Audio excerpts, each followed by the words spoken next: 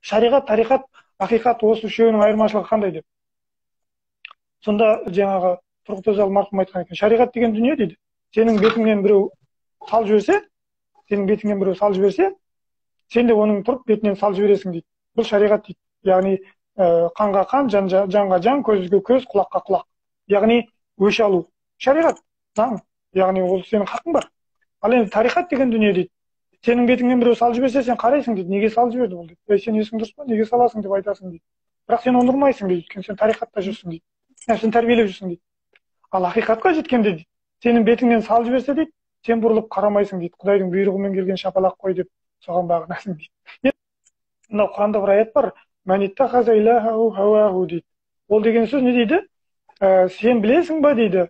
Олар өздерінің әуесін, хауасын, яғни нәпсін өздеріне жаратушы қылып, Алла қылып алғандар дейді. Ол не деген сөз? Сіздің нәпсіңіз жегіңіз келді, жейсіз. Сіздің нәпсіңіз ұйқысы келді, ұйықтайсыз. Сіздің нәпсіңіз біреуге ауыр сөз айтқысы келді, айттыңыз. Сіздің нәпсіңіз мәселе біреудің ар-намысын таптағысы келді, таптадыңыз.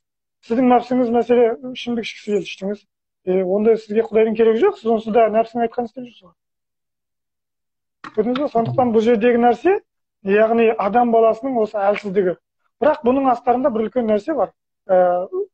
Бұл бір жағынан. Екінші жағынан Құдайды тануға көмектесетін де нәпсі.